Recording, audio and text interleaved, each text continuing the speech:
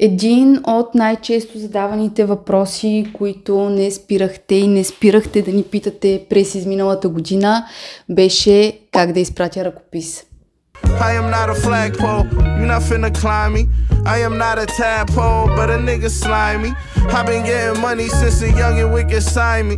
Niggas take your crib out, they just study the assignment. 372. Това число звучи вау.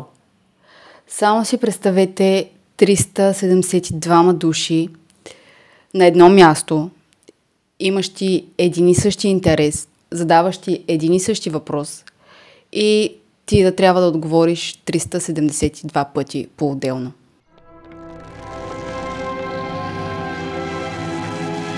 За 2024 година ние получихме точно 372 пъти запитването с въпроса как мога да изпратя ръкопис за издаване на книга чрез издателство Стенопис.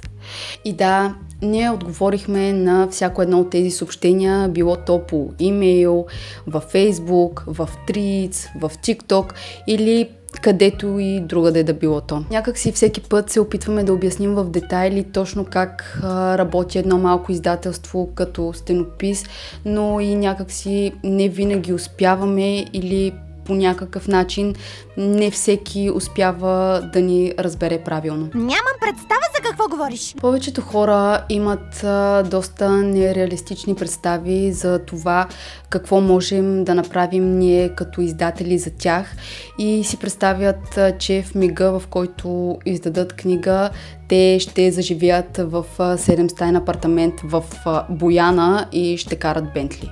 Най-продаваната поредица мистериозни романи. Дами и господа, майсторът на ужаса Ричард Касъл, Бурята.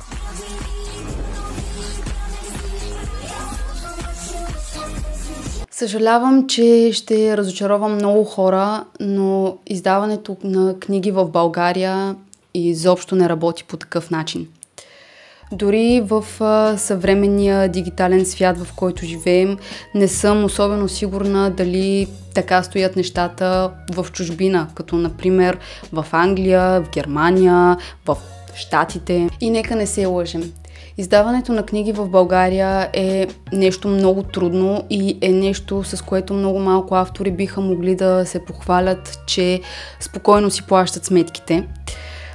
Със сигурност има и огромни изключения и такива автори, които продават масови тиражи и книгите им се продават в всички книжарници, но може би за 90% от писателите нещата не стоят точно така. И го казвам като автор на 5 самостоятелни книги, за които съм влагала повече лични средства, отколкото да получавам възвръщаемост. Сега изправи лопатата за бакчиша.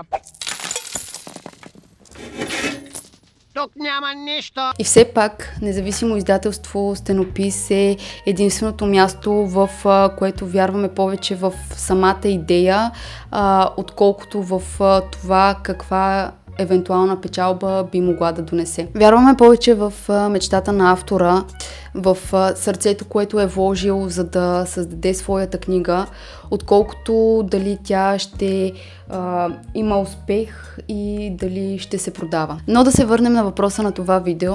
Как да изпратя своя ръкопис за издаване на книга към издателство Стенопис. Добра идея! До този момент нещата се случваха изключително тромаво.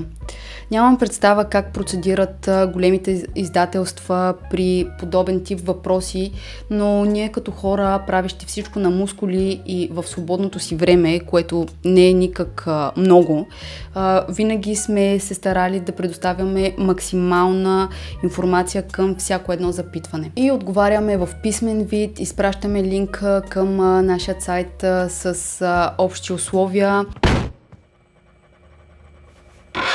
Да уточняваме финансиране, продаване, тиражи. Започват телефонни разговори.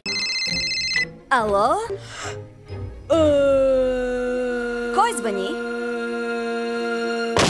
Изобщо един много труден и объркан процес, който много затрудняваше ефективността както на нашата работа, така и правилното възприемане на информацията от авторите. Затова направихме малки промени и от днес всеки един от вас може да посети новата секция издаване, която се намира на сайта ни izdателствостенопис.com/издаване. Създадохме тази специална графа в нашия сайт, която е поставена на видно място, специално за всеки един от вас, който пише и би искал да издаде своята книга през независимо издателство Стенопис, но се страхува да попита или просто не знае какви са стъпките. В тази графа в нашия сайт ще можете точно и ясно да прочетете какви са стъпките от изпращането на своя ръкопис, отпечатването, финансирането, дизайн на корица до получаването на крайното физическо копие на книгата в ръцете ви.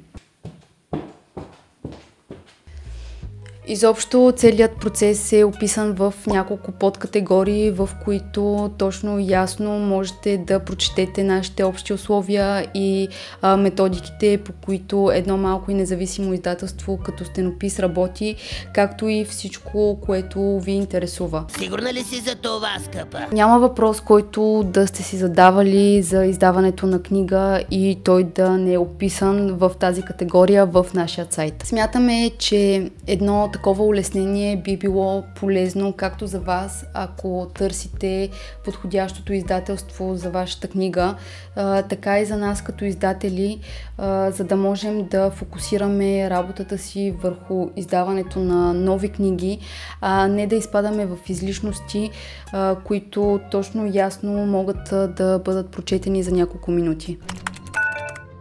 Знаех си! Така че, май това е видеото за днес.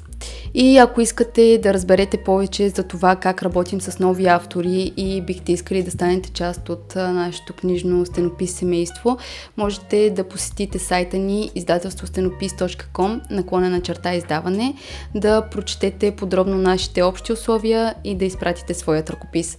Лесно е! От кога можеш да използваш компютър? Ще се радваме да прочетем и вашите мнения, както и мненията на нашите автори в коментарите и ще очакваме обратна връзка от всички, които ни подкрепят. Това е за сега. Чао! They say money blinded, bitch I'm Helen Keller in a Pele leather, feeling indebted to the better days, wish we could rewind them. Peanut butter 63, I wish that you could sit with me, you played yourself and fade away. Damn. Това стана хубаво.